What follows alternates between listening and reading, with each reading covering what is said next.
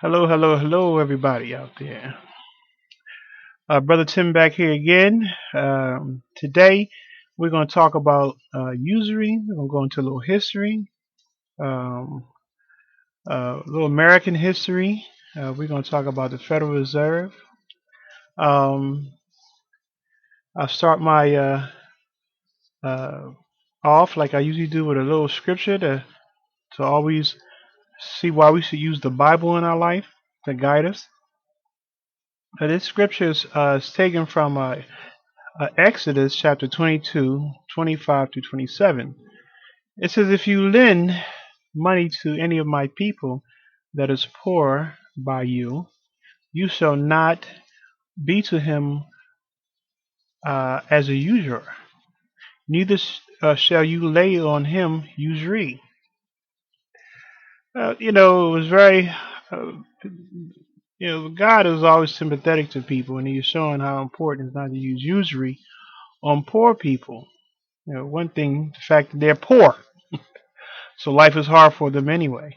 And then to charge usury or interest on a person is a pretty um, horrible thing to do. Well, today we live in a world of usury, of interest. Um, and most everything people buy today has some kind of interest added onto it. But let's talk about this subject a little bit. Today I was reading, I'm gonna leave this link under my video. It's in the economic collapse. The blog is called The Economic Collapse. The subject is, what if we adopted a system where the banks did not create our money? Well, first of all, a lot of people don't understand that, don't even know that the banks create our money. Yeah, our dollars are made out of debt. But I'm going to go into a little reading here. Um, it talks about the IMF, International Monetary Fund.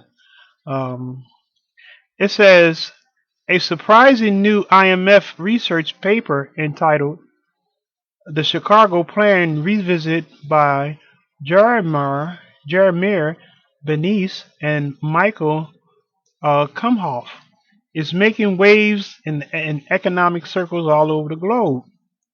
The paper suggests that the world would be better off if we adopted a system where the banks did not create our money. So instead of a system where money is only created when more debt is created, we will have a system of debt-free money that is created directly by national governments. But a lot of Americans don't know that, first of all, our money is not created by our federal government. All right, so this is probably eye-opening information for them. Now, this would be a much better system, and let's go into our history a little bit and show you why it is important for people to get educated about our money. Even when money is not created by the Federal Reserve, it still can be um, inflated to worthlessness. Just a little history. It's called. This is the currency that America was using a long time ago, back during the American Revolutionary War. They was using something called the Continental. Let me read a little bit here.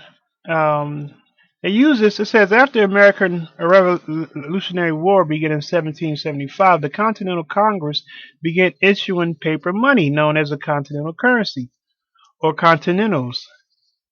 The continental currency was dominated in dollars, 1/6 of a dollar to 80.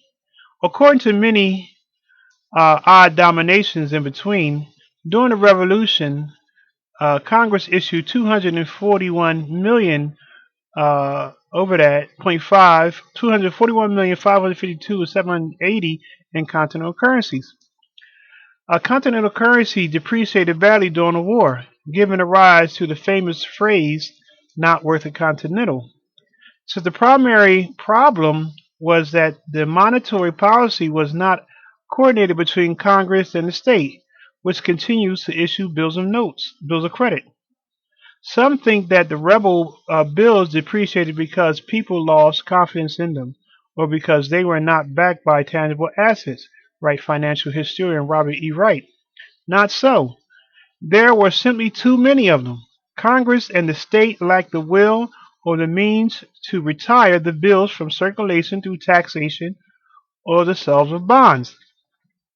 As we see, um, in early American history, the paper currency they issued back then became worthless. All right, because they overprinted it. Today we having this problem. Okay, now let's go a little bit more, and let's talk about laws that the Congress made uh, to prevent this from happening. The 1789 Act. It says on March 4th, 1789, the U.S. Constitution went into effect, which delegated power to Congress to coin money and made silver and gold the only tender for payment of debt. Okay, so Congress is the ones who create money for us, for American people. Okay, not the Federal Reserve. All right, and it's supposed to be made from gold or silver.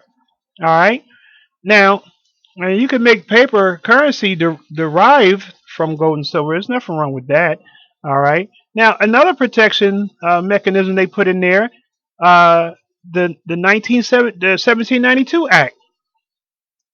It says on April 2nd, 1792, the Coinage Act became law. It established the first U.S. mint in Philadelphia, defined the dollar as a weight of silver, created a silver gold ratio, and enacted a death penalty of devaluation of money.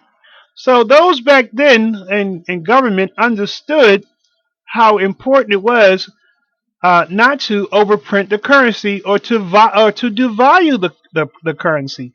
Okay.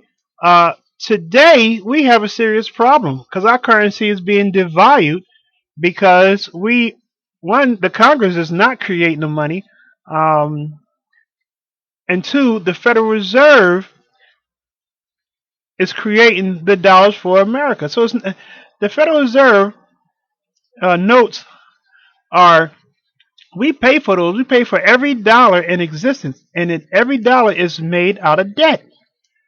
If you go back to the Bible, it shows God is against that. Okay, He's against people being charged usury. Okay, if you go into the history of the Bible, it shows what the problems that usury caused. Okay, it was even an episode in the Bible that showed that the woman, her husband died, and she is back. Her husband died, and she couldn't pay a debt. And back then, if you couldn't pay a debt, you was taken as a slave until the debt was paid. But the people that owed money to, they wanted to take her sons as slaves. That's how merciless it was. Now today we still dealing with merciless people because they want us to pay interest on this debt. Um, we are using a very merciless organization that is causing a lot of problems today. Um, we need to rethink our current situation in life. We need to go back to some basic laws of an institution. We need to go back to the Bible too. It is really God is really trying to help us to understand the importance of treating people with kindness and understanding that um, if a person cannot pay a debt, that there should be a debt forgiveness. Right now, we got countries. If you look over in Greece and Spain and all over the world, these countries are using central banks debt money from the get go, and the countries can't pay the debt, so they're making people suffer. People are dying off of debt. It's crazy. My next video will go more and more into uh, understanding debt, understanding the Federal Reserve. Okay, next time I'll show you a book that I have that will really go into showing you about the Federal Reserve. Okay, so thank you for listening, and I hope you get some kind of education out of this, and maybe God will bless you like He blessed me. And have a good day, and God bless. Bye bye.